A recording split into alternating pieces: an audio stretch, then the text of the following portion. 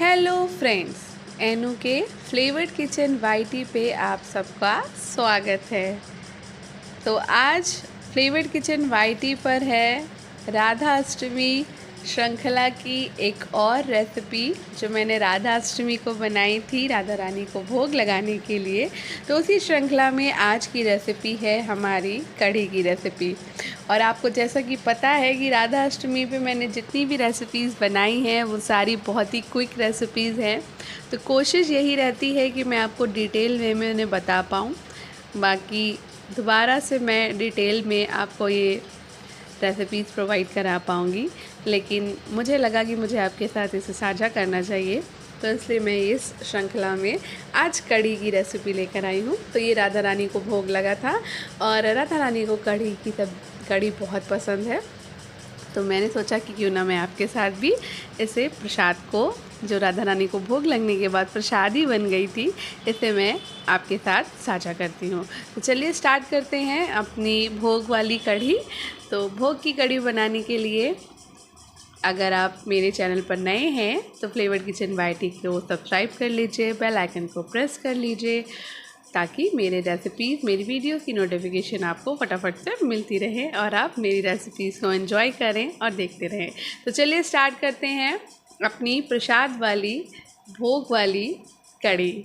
तो कढ़ी बनाने के लिए सबसे पहले हमें चाहिए होता है बेसन। तो बेसन को आपको फेंट लेना है और थिक सा पेस्ट बना लेना है जिसकी हम पकौड़ी बनाते हैं। तो मैं वो आपको नहीं दिखा पाई, उसे शूट नहीं कर पाई हूँ क्योंकि बहुत जल्दी प्रसाद बनाना था और जल्दी तो वो जो है ना ये स्किप हो गया पार्ट मुझसे। तो यहाँ मैं क्या कर रही हूँ, पकौड़ी बना रही हूँ। तो मैंने क्या किया है, बेसन को अच्छे से घोल लिया था।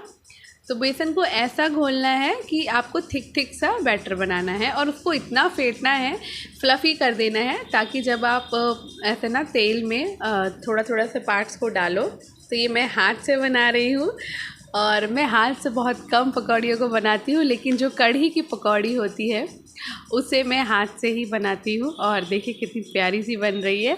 तो क्या करना है, घी या फिर ऑयल में आप जो है इसको बेसन को अच्छे से फेंट लीजिए और फेंटने के बाद इसको थिक सा पेस्ट बना के ऐसे हाथ की मदद से या फिर स्पून की मदद से आप ऐसे छोटी पकौड़ियाँ जो है ना डाल सकते हो।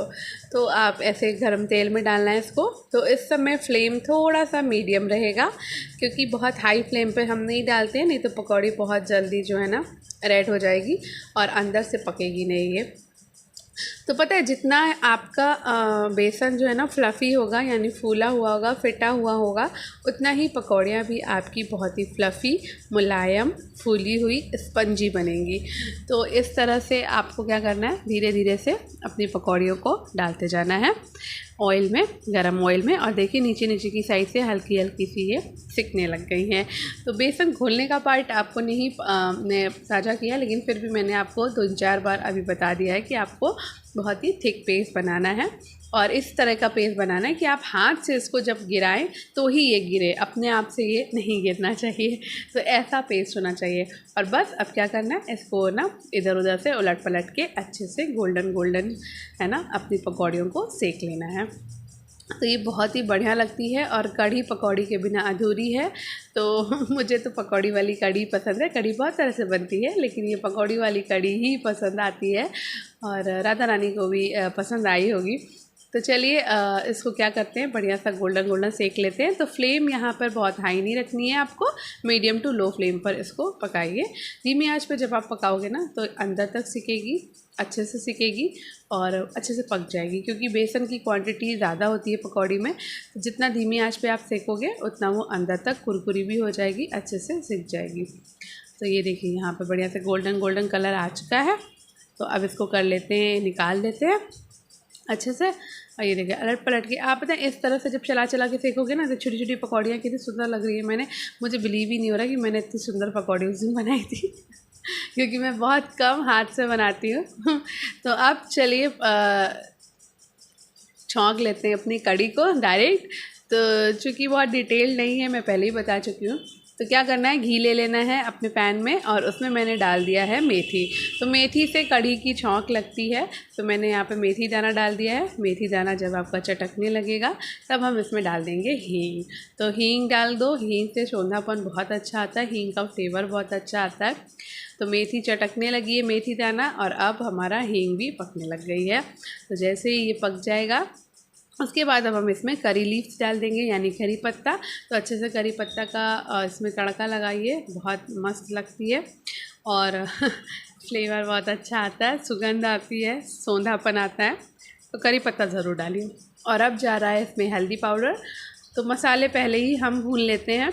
तो मसालों को अच्छे से भूनने के लिए पहले ही हल्का हल्का तेल जब आपका गर्म होगा, है ना, अच्छे से आपकी हींग पक जाएगी, तो उसके बाद हम इसमें हल्दी पाउडर और धनिया पाउडर डाल देंगे और मसालों को अच्छे से भून लेंगे। फ्लेम यहाँ पे लो रखिएगा, नहीं तो मसाले बहुत जल्दी जलने लग जाएंगे और आप संभाल नहीं पाओगे। तो इसलिए फ्लेम को लो रखिए, और अगर लगता है कि तेल अच्छा खासा गर्म है तो थोड़ी देर के लिए फ्लेम को ऑफ़ कर दीजिए और तब मसालों को डालिए, क्योंकि ऑयल इतना गर्म होता है कि मसाले आराम से भुन जाते हैं। अब क्या करना है, दही ले लेना है, दही को अच्छे से फेंट लेना है, और जब हमारे मसाले सारे पक जाएंगे तो उसके बाद दही को हमें इसमें डाल देना है। आप अगर चाहते हो कि आपका दही फटे नहीं, तो आपको यहाँ क्या करना है, जब आप दही को डालोगे तो उस समय आपका फ्लेम ऑफ होना चाहिए। तो फ्लेम ऑफ होगा और ऑफ फ्लेम में आप इसको डालिए। जब आप दही अच्छे से डाल दोगे, उसको अच्छे से चला लोगे, थोड़ा सा पानी डाल दीजिए, थोड़ा सा पतला कर दीजिए, उसके बाद फ्लेम को ऑन करिएगा। तो जब आप गैस ऑन करोगे तो उसके बाद इसको पकाना शुरू करिए। तो एक बॉयल इसमें अच्छे से आ जाने दीजिए। जब एक बॉयल आ जाएगा उसके बाद हम इसमें क्या करेंगे, जो हमने पकौड़ियाँ बना के रखी थी उन्हें हम इसमें डालेंगे, ताकि पकौड़ी जो है ना अच्छे से दही को ऑब्ज़र्व कर ले। और इस प्रोसीजर से बनाने से ना कढ़ी बहुत ही स्वादिष्ट बनती है और पकौड़ियाँ जो है ना अच्छे से दही को अंदर तक पूरा ऑब्ज़र्व कर लेती, पी लेती हैं पूरा दही। तो ये ना बहुत स्वाद लगता है खाने में। तो क्या करना है, दही में ही पकौड़ियों को डाल देना है। अब ये दही में ही अच्छे से पकेंगी और आप देख सकते हो पक रही हैं। और तब तक पकाना है जब आप पकौड़ियाँ आपकी ना पूरी स्पंजी ना हो जाए, अच्छे से पूरा एकदम दही को ले ना ले, तब तक आपको इनको मसालों के साथ में दही को और पकौड़ी को पकाना है। फ्लेम आप जैसा रखना चाहें वैसा रखें, वैसे आप लो फ्लेम पर पकाओगे तो ये बहुत अच्छे से अंदर तक पकेगी और आपका दही भी जलेगा नहीं। तो लो फ्लेम पर हमें बहुत अच्छे से इसको पकाना है।